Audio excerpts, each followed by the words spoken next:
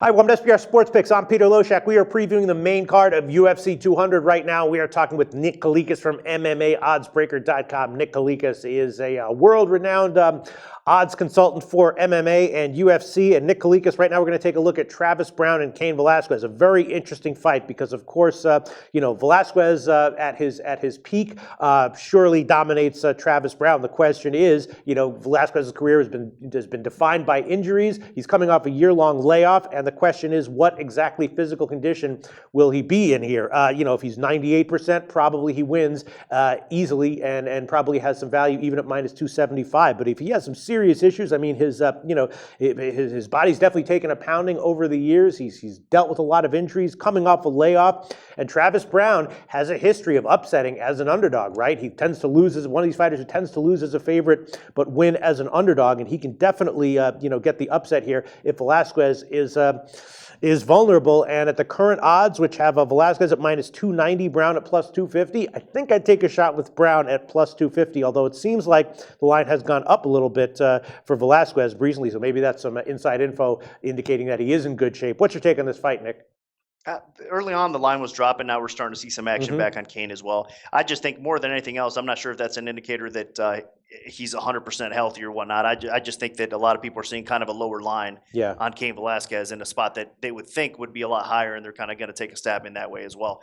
I don't trust it, though, honestly, until he shows us that he is back in form. I want to see him go, honestly. I mean, obviously, in this spot, he's not going to go 5 rounds because it's a 3-round fight, but I would like to see him get tested and go a full 5 rounds again before I kind of make up my mind. It's just for him to show me that he is back like that, because hey man, with the layoffs, with the injuries, like you said, it's not a good thing at all. His last fight against Verdum, a lot of people want to blame it on the altitude, which I'm sure has a bit of an impact on it, and the ring rust as well. So yes, I can understand both of those things, but man, I think there's something more to it than that. I mean, his frequent injuries, it hasn't been a good sign for him. And I thought at one point he would be recognized as the greatest heavyweight of all time in the UFC, but he's far from that right now. I mean, maybe he can get back on track, get a couple wins together, and he still has a little bit of life left in him, but I wouldn't lay the juice against Browne. Browne's a very difficult guy to take down. And on the feet, he's got that unorthodox style. He's got a little bit of length with some power. He's got those vicious elbows when against the cage, especially when people are trying to take him down, as we've seen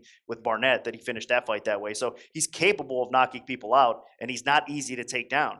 So even though Cain normally would have an advantage even standing up in this spot, it's going to be interesting to see how it plays out, because Browne on the feet definitely has a shot. Yeah, and Velasquez has been caught before, right? He got caught by Czech Congo, and if that happens here, I'm not sure he's going to be able to recover like he was able to against Congo. I guess, the huge edge for Velasquez, he's just an elite wrestler who we normally assume to have just absolutely impeccable cardio, and do you think that those are both going to be, intact here? And if they are, maybe it won't matter, and if he can just avoid getting caught, then he's going to win one way or the other. Yeah, if he hits the scorecards, Cain is going to win. I don't think Browne pushes a high enough pace to kind of steal a decision here. So if it goes to the cards, it's Cain Velasquez on the cards. If it ends inside, it is going to be close, because again, I know Browne is hittable. Obviously, he's been wobbled. His chin hasn't looked the best either, and Cain hits very hard. So it wouldn't be impossible for Cain to knock him out. But again, I think Browne has a legit shot on the feet also to knock Cain out. So it all depends. I think if you're going to take Browne, you take him inside in this spot, because I don't really see him winning on the cards. And if you're going to take Cain, it gets a little bit trickier, because he can win on the cards, and then of course he can win inside as well. So I lean a little bit more towards Cain, but as far as a bet goes, it is a true dogger pass situation for me. So that's how's the public been betting this?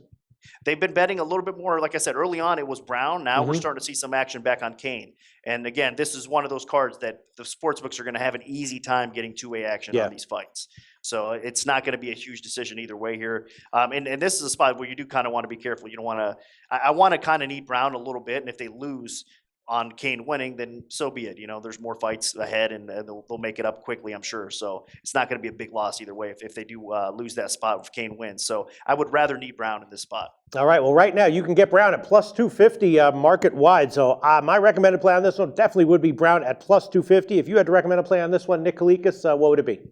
Yeah, probably taking a stab. If I had to recommend a play, it would be on Browne. I think it's just a little bit more value. You're getting at plus 250 with the unknowns. You know, Browne is going to be coming to this fight knowing that he's facing one of the best heavyweights, arguably of all time, in there too. So he's going to be motivated. I think he's got a chip on his shoulder, has a point to prove as well. And this would be a big scalp on his resume if he could get this win. So yeah, I think there's an outside shot that he does get the job done here. So do you think this is actually a pretty good value, or is it just dog or pass? If you're going to bet it, take the dog, but not necessarily something you're excited to jump all over?